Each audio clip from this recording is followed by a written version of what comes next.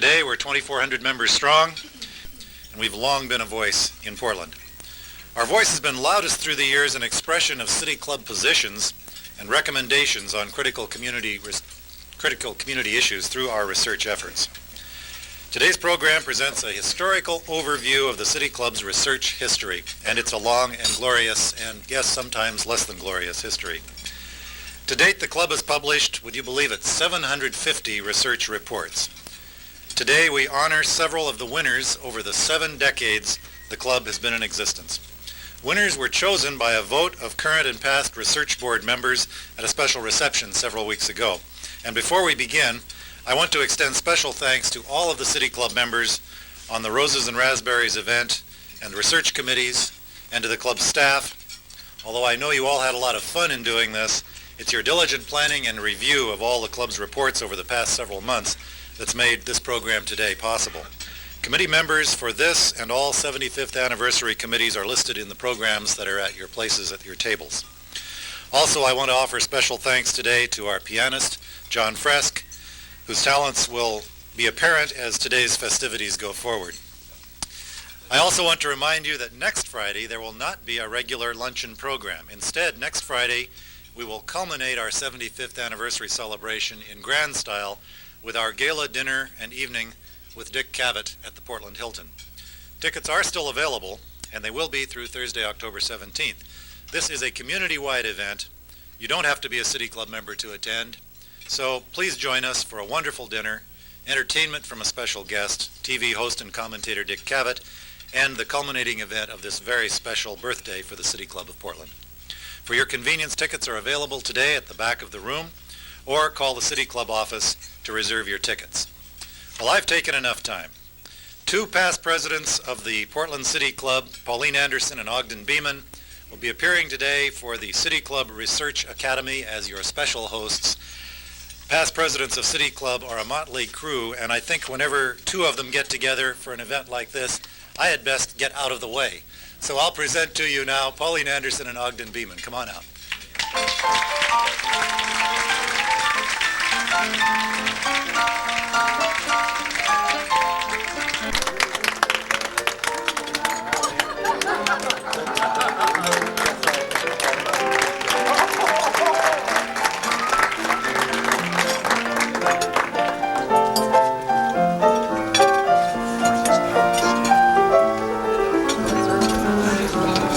Good afternoon, City Club of Portland. I'm Pauline Anderson, and I'm in costume. The City Club was only 4 months old on October 11th, 1916.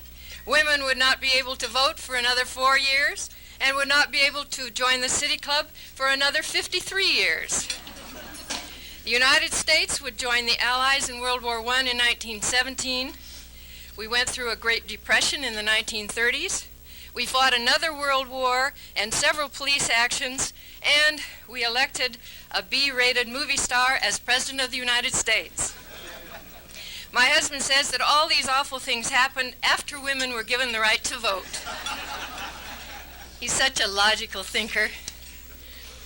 In 1916, Portland was a bustling 240,000 souls and growing rapidly. It had 5 daily newspapers and enough news for all of them. The commission form of government was in its infancy and as unworkable then as it is today. Many service organizations sang rousing songs and wore large identification buttons and slapped each other on the back. In 1916, Portland didn't need another meet and eat, slap and chortle organization. So a group of forward-looking men, as Jim has said, invented the City Club, and it embarked on its progressive, constructive, objective, intelligent, honest, critical meddling in the affairs of the city and the state, with its serious purpose, their improvement and betterment. Dues were $1 per month, payable semi-annually. The Oregonian quoted City Club's new officers as saying, "The club will make a systematic study of Portland's commercial, industrial, and financial possibilities and advertise them in a sane and straightforward manner. The article further stated that the club's other immediate interests include railroad transportation and shipping, the state constitution, boys' activities, and juvenile delinquency. Future subjects of interest might include industrial development, smoke and noise abatement, immigration and citizenship, city government and civil service, the amusement tax, city planning, and municipal art and culture. What an agenda. Today we are here to celebrate that agenda and all the 750 research reports we have ever made, with roses to outstanding reports, and, oh well, we all make mistakes, raspberries to others. The Roses and Raspberries Committee, bless them, read every report done in the 75 years of the club. Some were interesting, some were ponderous, some were dated, some were timeless, some were short and pithy, some were interminable. All were sober, factual, serious, studious. Ogden and I will try to be likewise today, sober, factual, serious, and studious.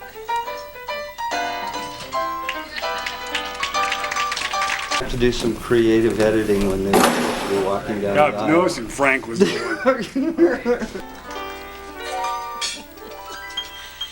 Good afternoon, Mrs. Anderson. I was just telling the City Club about roses and raspberries and how sober, factual, serious, and studious we are going to be today. But I digress. The committee chose 3 reports from each of the club's 7 decades by these criteria: the importance of the subject, the quality of the report, the impact on the community. And the Academy of Researchers voted for the outstanding research report in each decade. Ogden and I will present the outstanding reports to you, along with some scintillating repartee. And we will present plaques to the Academy and roses to living chairmen. You will note that there are more raspberries in the decades of the 20s and 30s than from the 40s to the present. That's because the committee members of 20s and 30s reports have long gone to their rewards and are unassailable by us. We trust they're not even listening. And so, on with the show. And the decade of the 20s. First, the reports not nominated. On October 29, 1926, there was a report on a proposed amendment to the state constitution to, quote, conserve, develop, and control the waters of the state of Oregon for the use and benefit of the people by publicly owned and operated utilities. The proposed amendment was initiated by the Housewives Council, Inc. of Portland, and was roundly rejected by the club with the headline, Housewives' hydroelectric measure is found to be full of dangers to the state. Another public power study in 1930 threatened to tear the club apart and no housewives to blame and make it dangerous. An honest-to-God raspberry grew in April of 1929 with the publication of a City Club report titled Earwig Control, which found, subjectively I think, because the earwig was not consulted, nor even the integrated pest manager, that, quote, the earwig is a disgusting pest and should be thrown out, right, Ogden? Also, in October of 1926, came an outstanding report on Portland shipping from the Port Development and Public Utilities section of the club. It concluded that Portland is better situated than any other Pacific port by reason of its hinterland, but it needs faster vessels, higher bridges, deeper channel, more imports, and a home-owned, well-equipped and capitalized line of passenger cargo ships to the Orient. In 1926, there were 54 steamship lines operating out of Portland, 4 transcontinental railroad systems, and 3 local railroads. We were the center of the world, it seemed. Another fine report on the continuum of city planning, said to be the mother of all planning studies by a citizen group, is the 1921 report, City Plan of the West Side Flat of Portland, its street system structure and traffic facilities. It spoke eloquently of the basis of society. The nucleus of the city is the human individual. The home is the individual cell, and the family is the unit of the cellular structure. It admonished the club to pay attention. Listen to this, Ogden. Many aspects of city plan revisions are insistently projecting themselves forward and demand attention. To assume an indifferent attitude toward them is indiscreet. It is wiser to address attention to problems so far in advance of their appearance that a commendable preparedness will exist at all times. Today, in our pedestrian shorthand, we would say, plan ahead. The most puzzling pronouncement in this study is, a city plan is a land site tessellated with streets. Tessellated? Delightful word meaning checkered. As early as 1921, this report recognized the profound reality of modern transportation. Where there is traffic congestion, inconveniences result. But the 20s most Interesting. Some were ponderous, some were dated, some were timeless, some were slack.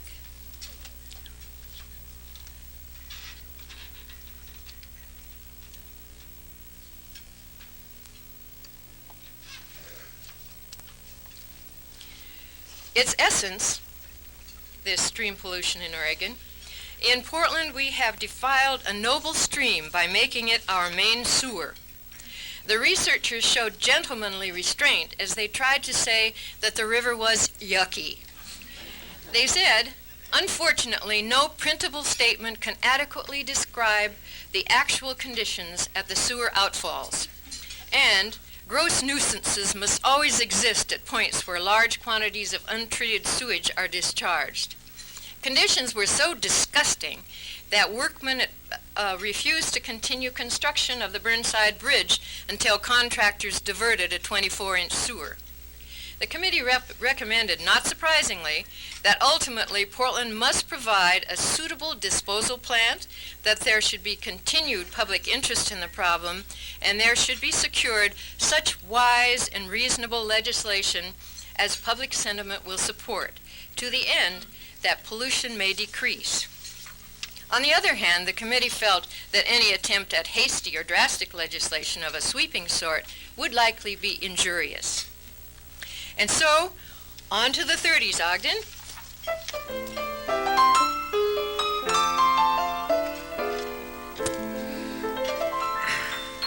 The 20s ended with the City Club showing that no matter how mundane the topic, the rhetoric was important.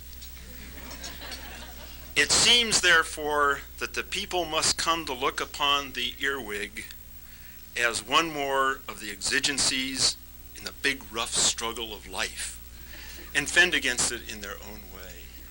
Those words are in the earlier cited earwig report.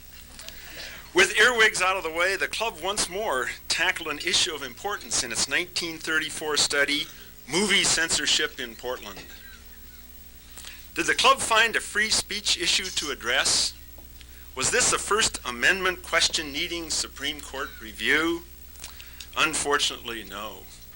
The City Club concluded that City Council was in fact too busy to spend time reviewing each and every film imported into the city. However, it recommended that the city establish its own movie viewing room. Why? The question remains unanswered to this very day. What do you think, Pauline? Out.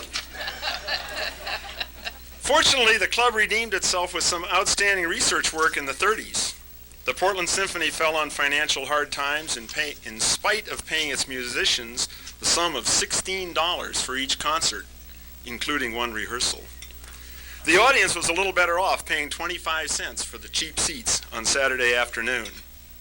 A measure of the City Club's position in the community was that the proposed Symphony Fund Drive was postponed until the City Club study of the symphony was completed.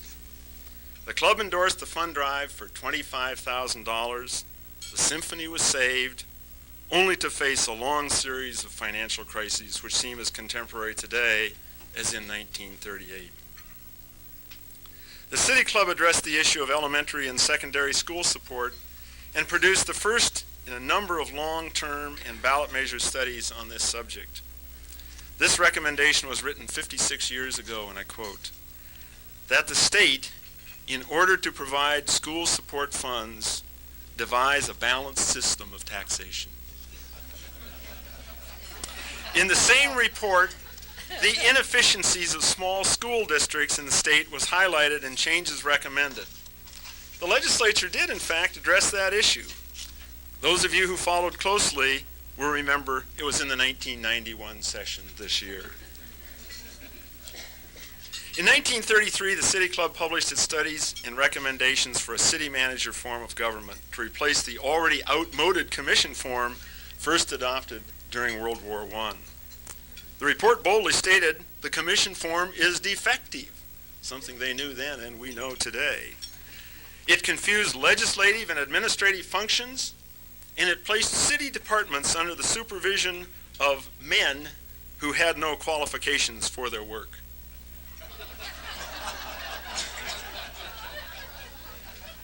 Is it the men part of that statement or the qualifications part that rings untrue today? Both. The report is filled with other interesting facts. William U. Wren, the great populist and founder of Oregon's Home Rule and Initiative and Referendum System, was a member of the club's Board of Governors. The organization chart of the City of Portland showed the Office of Motion Picture Censor was assigned to the Commissioner of Public Safety, and thank goodness for that. The location of the viewing room was not mentioned on the organizational chart. As was the case with numerous later City Club reports on the organization of city government, the report and its arguments fell on deaf ears in City Hall and with the voters. Nevertheless, the quality and subject of this report win for it arose, and please place a plaque on the table. It was the outstanding report of the 1930s. A member of that committee, Bill Brewster, is in our listening audience today, and we congratulate him for his part in this fine research effort.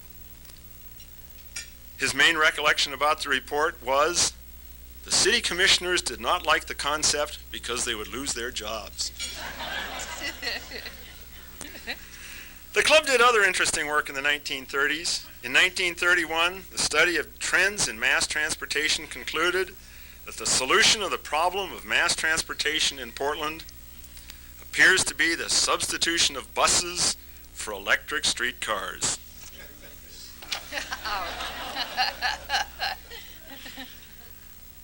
Well, Pauline, let's take a look at the 40s. But wait.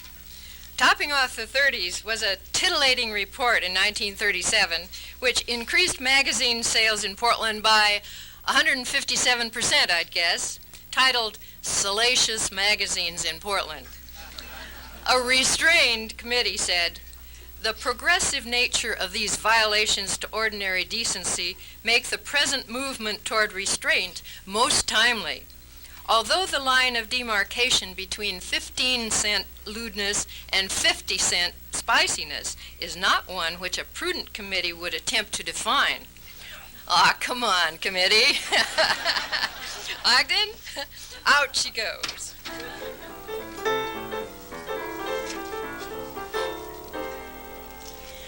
Not everybody went to war in the 40s.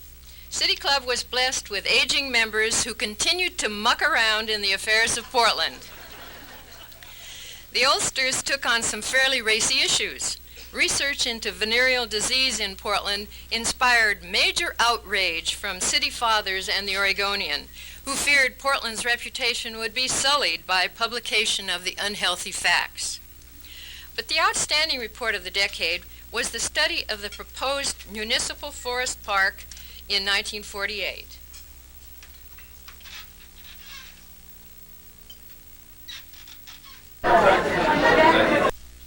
It found that the area in its disorganized status is largely a no man's land, and that protection from fire and trespass are public responsibilities ever present but indifferently assumed unless lands are transferred to a definite status. The committee found much wildlife in the park, deer, rabbit, raccoon, wildcat, squirrel, chipmunk, and mephitis. Mephitis? Look it up. They found flocks, bevies, and raptures of birds: quail, pheasant, eagle, hawk, meadowlark, jay, junco, towhee, blackbird, bluebird, hummingbird, dickeybird, and many other winged creatures who found haven in this no man's land. A forest park certainly did appeal to friends of the furred, feathered, and finny.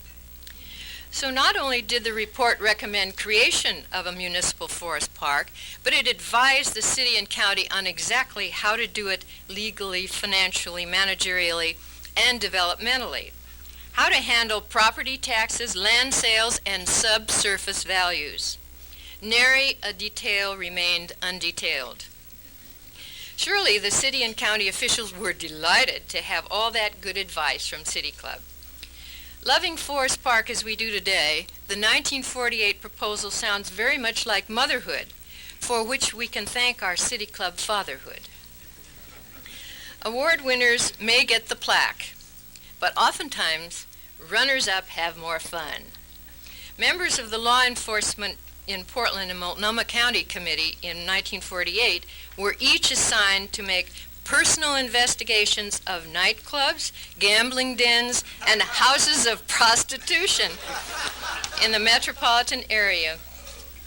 In addition to the customary interviews with police chiefs, the sheriff, the FBI, etc., the committee members were also obliged to interview club operators, patrons, and victims of gambling establishments, and assorted moles and stool pigeons. What they found was that Portland was an important center of commerce, a clearinghouse for dope, bootlegged whiskey, prostitutes, and other unnamed contraband for the United States north of California and west of Colorado. There were 248 places in Portland where gambling, prostitution, and other forms of vice lived. The committee was told that it was impossible, from the standpoint of police control, to discriminate between church bingo games, private club slot machines, and high dice games in public gambling joints. They found it hard to distinguish night from day also.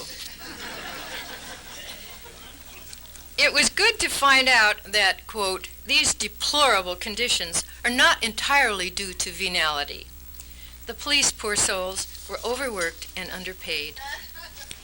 The committee concluded that no city can keep its police department uncorrupted and its crime control program vigorous and effective without the active and sustained interest of its citizens. An apathetic public attitude provides a pretext for official nonfeasance and a cloak for paid protection. In general, a community will have that degree of vice that it permits through toleration. Owners of these sin bins included some of our most prominent citizens, 2 prominent banks, 2 nationally known insurance companies, and certain governmental agencies. All defunct by now, I'm sure. Aren't you, Ogden?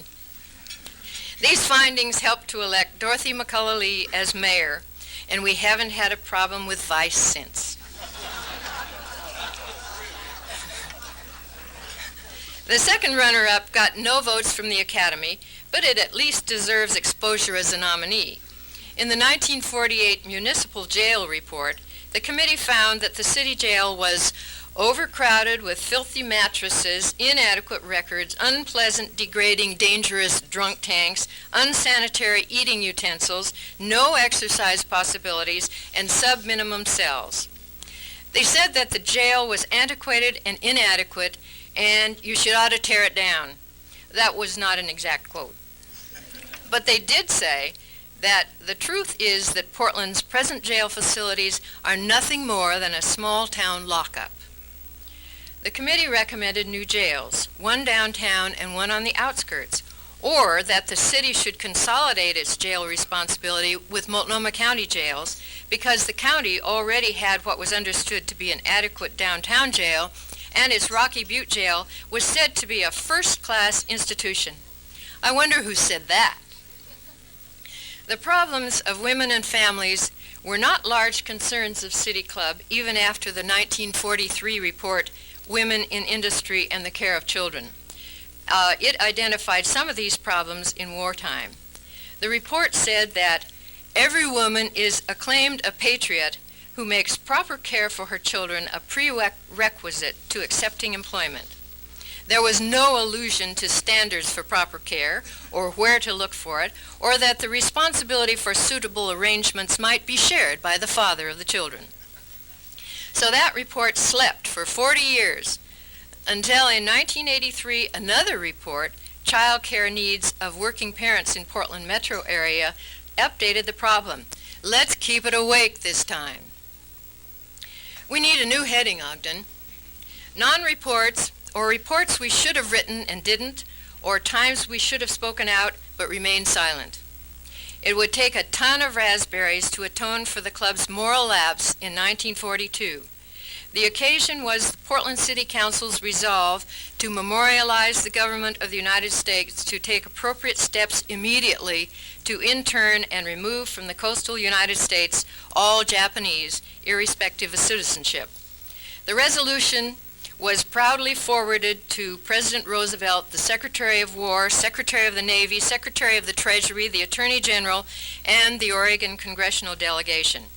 And City Club said not a word in protest.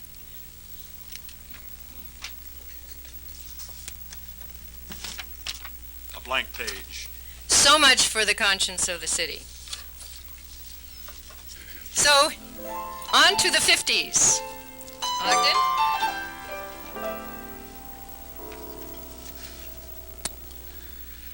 Garbage truck driver. You won't operate very long if you find yourself in the hospital. Witness Deering. Are you threatening me? Garbage truck driver. I killed a lot of krauts in the last war, and you're just another one to me. Are these lines from a James Cagney B-grade movie? No, they're statements directly of a witness contained in the City Club report on garbage collection in Portland, written in 1955. The report investigated charges of racial discrimination and monopolistic practices in Portland's garbage collection system, and quotes garbage men by name, such as Witness Deering, who were threatened after violating the union rules against competition in the garbage industry. The committee investigated charges of racial discrimination in the industry, but was unable to conclusively affirm discrimination on the basis of research and testimony. The committee correctly foresaw that Portland's means of garbage disposal was undesirable. It recommended that the city experiment with new methods for the disposal and salvaging of garbage, including composting. Can the club claim credit when Metro started this practice last year, just 25 years later after the publication of our report? Sure we can.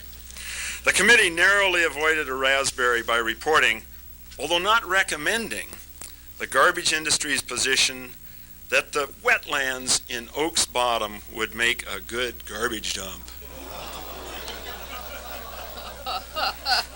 The reason? Because it would, quote, probably be more economically useful if it was filled. The 1950s, like other decades, had its low points. One reviewer read a report on selection and training of election officials in Multnomah County and concluded it was too boring to read to the end. Further review indicates it was 3 pages long. Out! The 1950 studies reflect the range of topics boldly addressed by the club. Attorney and later Judge John Beatty, who I see in the audience today, put together from City Club members a committee composed of 2 college professors, a dentist, and a pharmacist, and studied fluoridation of the public water supply for several years, ending in 1957. The committee established a new process for the club using witnesses accompanied by attorneys of their choice. Over 30 committee meetings and hearings were held. They produced the definitive report on the subject, and the City Club ultimately mailed out over 25,000 copies from requests all over the world.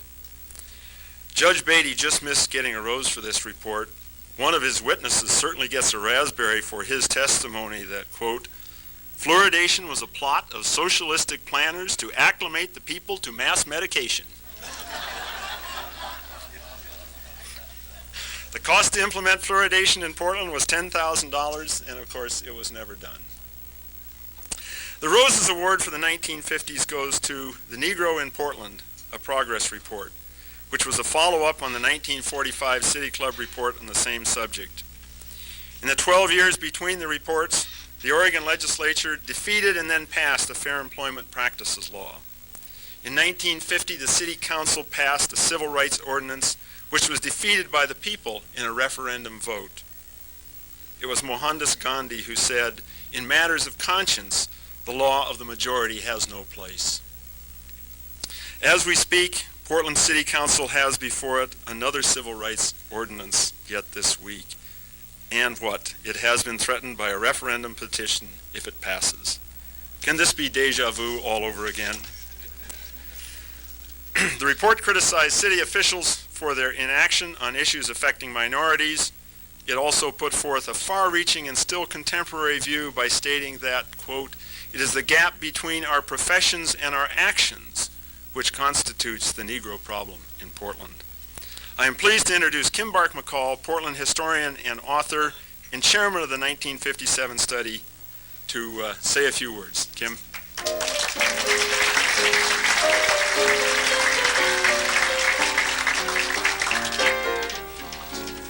Very few words. That's unusual for me. I know. Anyway, I have a couple of points I want to make. I would like, on behalf of the committee of 10, I think at least 3 of whom have gone elsewhere, I wish to express our gratification for this recognition. I would like to hope that the report had some positive impact on the Portland community, while recognizing that many of its recommendations have not achieved full acceptance, and may never, for that matter, given the nature of Oregon's history as a white man's state. But life was less complex in 1957. There's no question. We've seen that already in terms of what the changes have been. The Negro in Portland was certainly a more containable subject than that of, let's say, minority relationships today. 34 years ago, 2 years more than my age at the time, and that's a bit of a shock, the emphasis was on integrating blacks into a dominant white society, especially in employment and housing, where most progress has been made. So I will just simply end with a statement that the committee's work was a joy to observe, which I think some recent committees have not felt. We all met regularly at luncheon, and we were in general agreement throughout, despite the variety of our backgrounds. Monsignor Tom Tobin, our spiritual mentor, was the social conscience of the Catholic diocese, and Dr. Norval Unthank, after whom a park is named in Albina, kept us on the right track. And one final, you can give me 1 second here. Do any of you ever remember Bill Sanderson's cartoons? They were on KGW in the 70s and also the Oregon Times. And he had 2, and I brought one today, which of course you can't see beyond about 10 feet. But what it shows, of course, is the City Club president here, surrounded by thousands of pieces of paper, and it says, "Now you listen, Mr. Mayor, if the City Club doesn't get immediate action on this report, we're going to file it in the basement with all of the others." Thank you.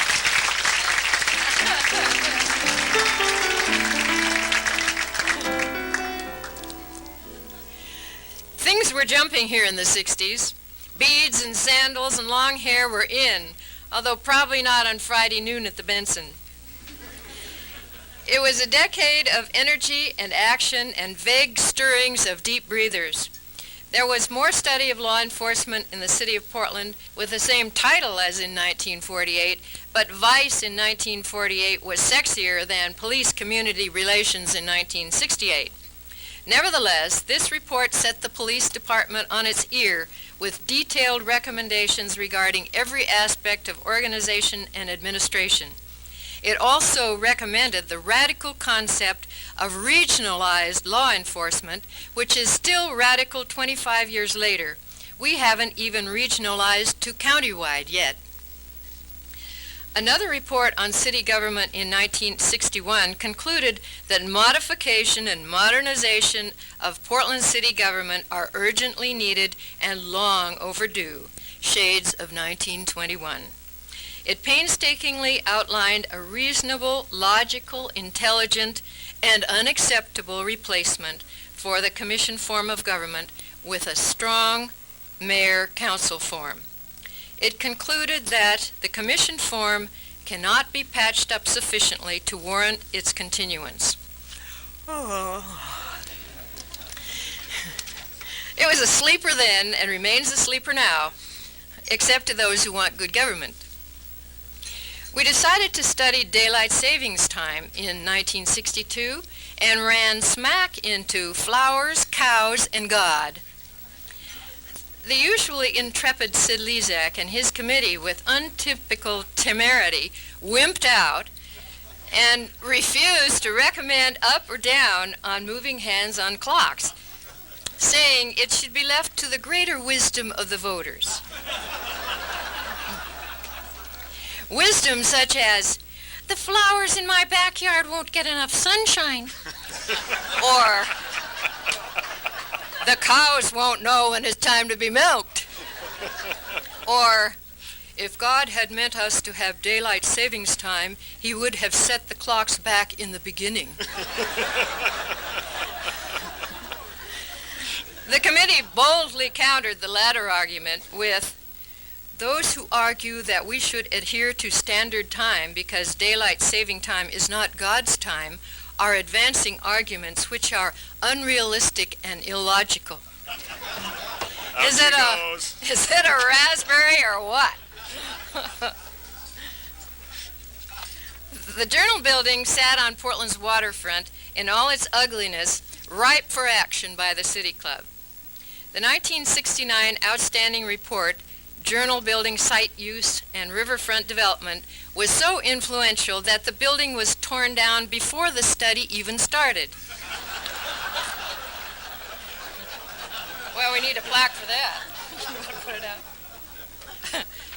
The number one recommendation, as for the city jail, you should ought to tear it down, was right on target, though moot. The Journal building was ugly and intrusive the day it was built as a public market and remained ugly and intrusive till the day it died. 5 plans had been developed for the conversion of Front Avenue and Harbor Drive, but there was no leadership from the city, no response from City Hall to engage the problem. We like to think that our report shamed the city into decisive action. One of the report's writers, endowed with considerable soul, said, with sensitive and imaginative planning, the riverfront can become an accessible and inviting front porch for the city, adding to the pleasure and excitement of city living and extending its lively activity to the river's edge. Was that you, Mort? Front porch yet. Morton Winkle was there and is here to tell it like it was and to smell our roses.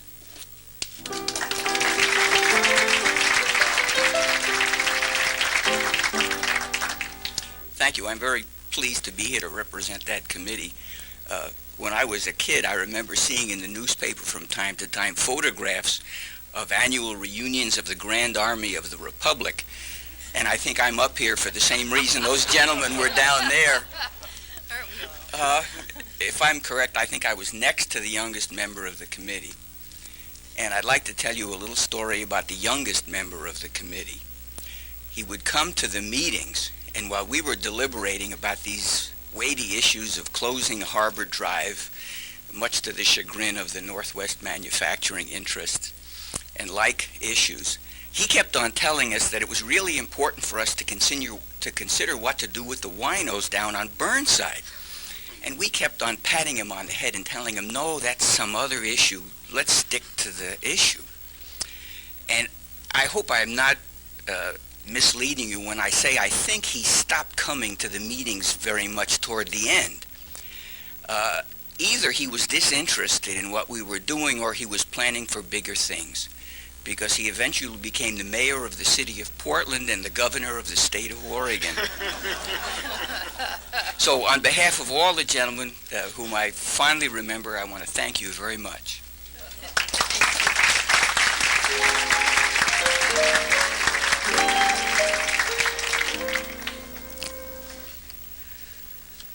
The 1970s was a time of change in Portland. It was also a time of public suspicion of official action.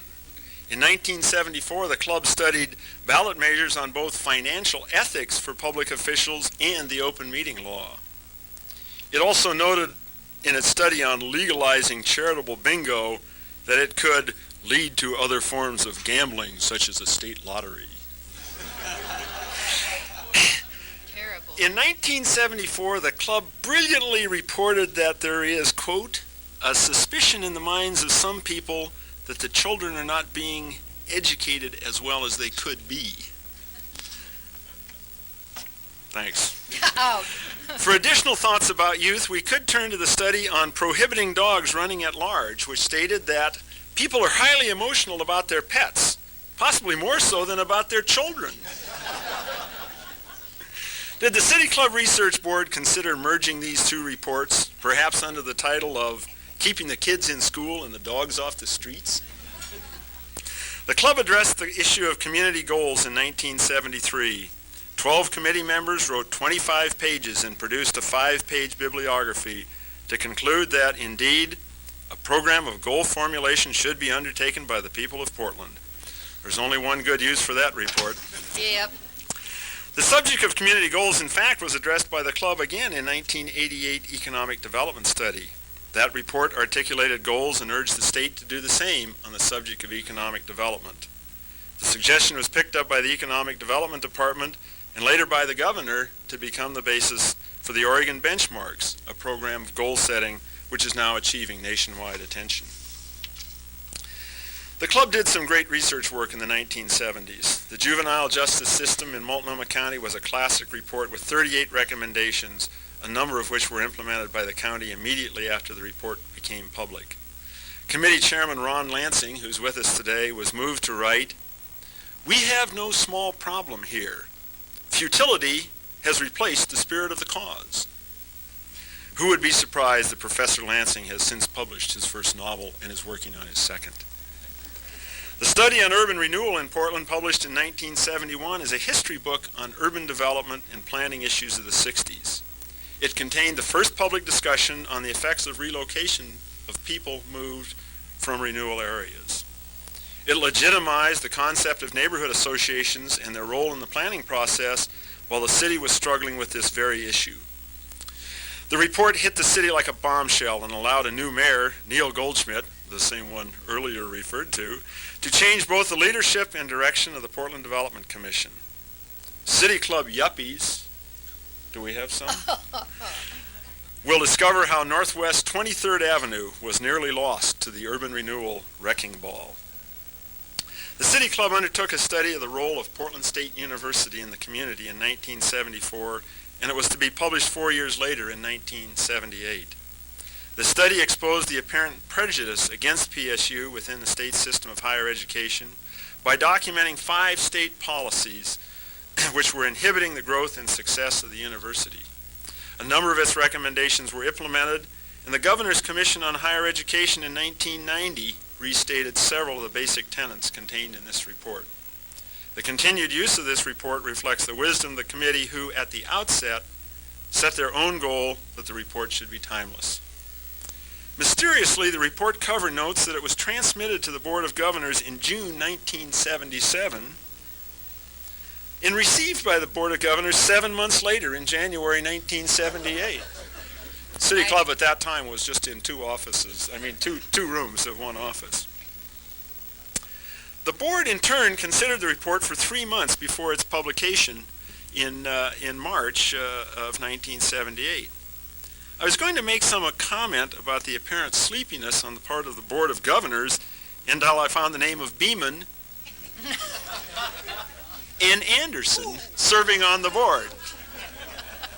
I'd like to ask Lee Stevenson, chairman of the PSU report, to come up and say a few words while Pauline places the plaque on the table.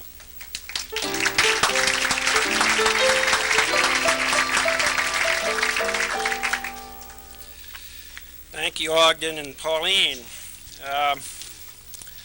This is an Academy Award format, so I'll get that out of the way first. Thank you, Mary, for your support and love. That's nice. That's nice. Our committee really had many record-setting achievements that were not mentioned. I think we had the briefest contact with the research advisor. My recollection is that I presented this great dilemma of how do we come out with a report that's supposed to be confined to PSU and not focus on other institutions in the state. And the answer very sagely was, do what you think best. That's the last we saw of our research advisor. We spent the longest time from charge to approved report, 3 years and 354 days, and thanks to a sleepy board of governors here, we had the highest committee attrition rate. We at 50%. We went from 8 to a gang of 4 who finished it off. We had the highest committee perseverance, 3 years and 354 days. And the shortest presentation, I think, of a major report. We were put on the agenda ahead of a major event, and I can remember Bob McMenamin saying, "You've got 15 minutes," and I was in my 11th minute in mid-sentence, and he said, "Hurry up, we're out of time." Now, what motivated us? Well, we wanted to be thorough and fair. We wanted to respect enduring values, recognizing that they're all subject to various forces of change, political, personalities, what have you.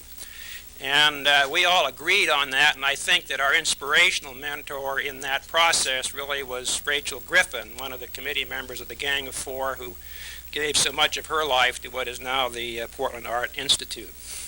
I also have a personal postscript. Following the report, I spent something like 10 years actively involved with Portland State and the foundation. And in that, I encountered an apathetic and at times negative public, vacillating political support, emergence of single agenda power groups that were competing against the university, the sacking of a very publicly oriented and dynamic president, and a parallel attack on the foundation, which we fortunately survived, and a significant reduction in state support, which is happening today. There's a $4 million shortfall. I think the bottom line for me is institutions which seek the truth and take the time to find it out are worthy of our support. And by this report and this award, I think we honor 2 such institutions, Portland State University and the City Club of Portland. For that, I want to thank you all, and I want to say that I think really this one's for you, Rachel. Thank you.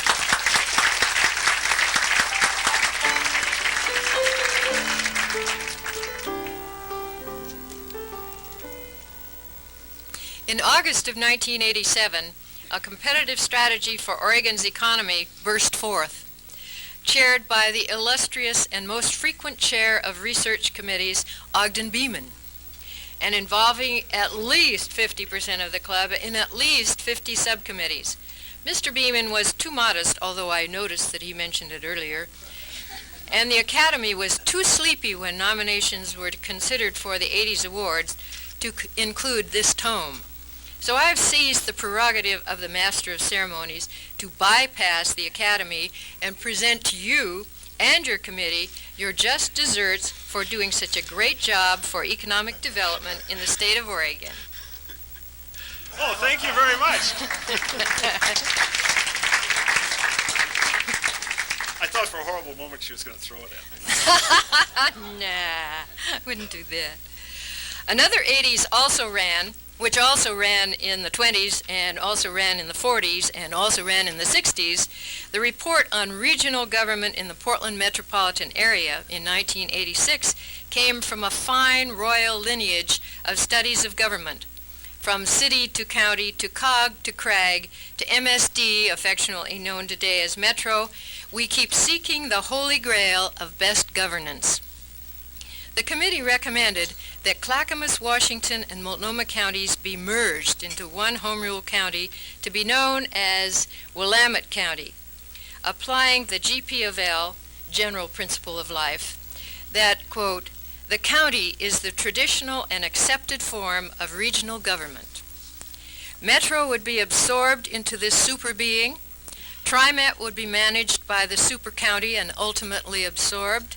The Boundary Commission would dissolve. The Port of Portland alone would survive good government. No implementation timeline was even suggested, but 2016 sounds like a nice round number. Willamette County could be celebrated as part of the City Club's 100th. Ogden, we can't end this anniversary research event without mentioning the gutsy, controversial report in 1984 on adult prostitution in the city of Portland. The City Club was scorched by the police, by the churches, and by most Portlanders for recommending legalization of prostitution and confining it to a discrete area of town. Of course, there was much conjecture about which area of town was discreet enough. Jobs were lost and reputations besmirched by this report. We found, not surprisingly, that no subject, with the possible exception of private versus public power, has more capacity to incite to rage and riot than sex.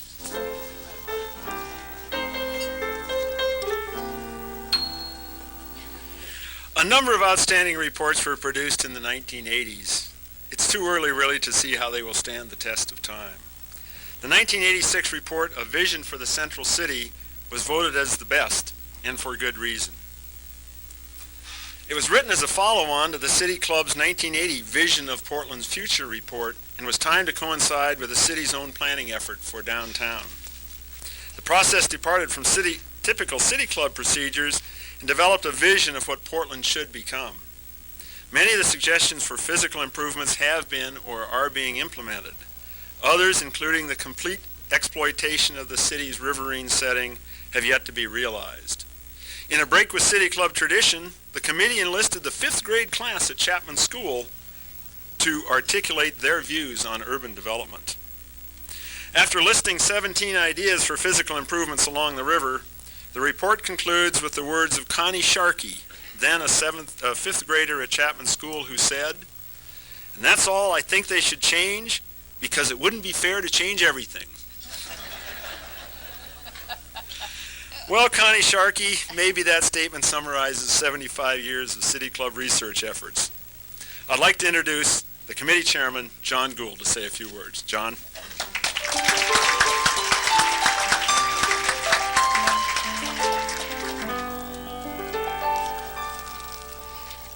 It's a wonderful thing to be acknowledged for doing something that was fun, and an obviously fun concept.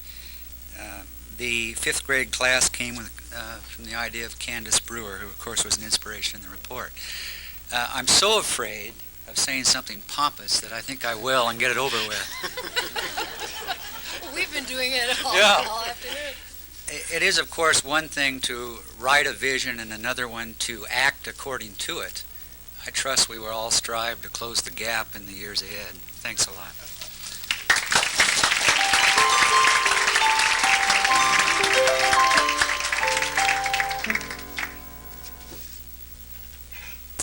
The impact of City Club reports on the city, the state, and the region cannot be measured. However, the purpose of the club is not to make history or to change the community.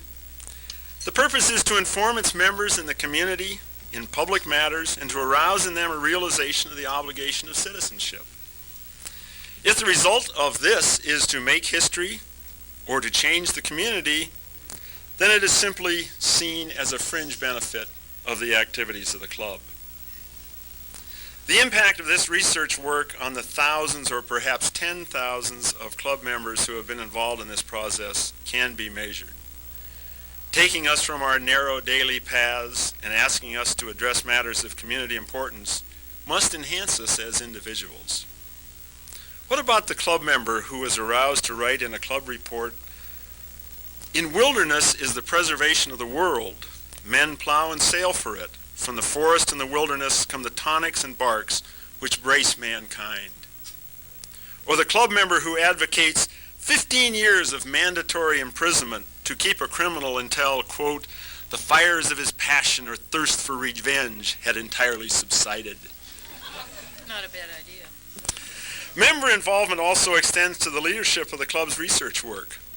It has been said by disgruntled research committees that decent, friendly individuals undergo severe and negative personality changes when appointed to the City Club Research Board. As soon as they start to evaluate other people's research work, they change from the nice people they were before. However, it's that research board that's responsible for the research effort from project selection through quality control of the final product, and must surely share in both the roses and raspberries awarded here today. In the last dozen years, we have seen one research board chair move on to the Oregon Supreme Court, and a former Supreme Court judge chair the research board after his service on the court. Veteran City Club researchers might question, which job is preparatory for the other? Other City Club members, having experienced it, might say, the research board is perfect training for a penal officer in the state corrections system. Some City Club reports make history, some reports relate history. Some reports have earned us the right to be called the conscience of the city, while our lapses remind us that we are humans and our efforts are flawed. The poet John Milton said, "Give me the liberty to know, to utter, and to argue freely, according to conscience, above all other liberties." Throughout the world, people risk death in pursuit of that liberty, while here in Portland, the City Club provides its members that privilege and the forum to exercise the liberty on matters of community importance. In closing, I would like to thank the many people who helped prepare us for today's presentation. Sandy Marin and her committee, who cooked up the music and also the costumes. In City Club research tradition, Dick Hutchison, Steve Shell, Mimi Bushman, and Carrie Lee Rice, and a band of helpers, read some 748 reports to find these facts and fancies we have shared with you today. A number of former research board members gathered and voted for the winners. If you have a gripe about the choices of winners or losers, well, we have broken with City Club tradition and will not give you a chance to complain, at least in front of an audience. Pauline and I have had the privilege of occupying this podium more than 100 times between us. We're hoping in the year 2016 we might be invited back once again to look back over another 25 years and award a few more roses and raspberries to the efforts of our fellow City Club members. Thank you.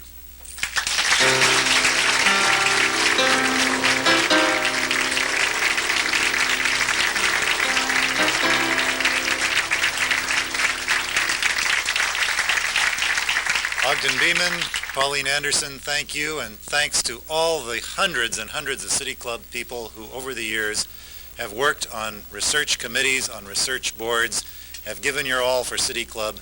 We appreciate it, and I think the City of Portland and the metropolitan area appreciate it too. Give yourselves a hand as we adjourn.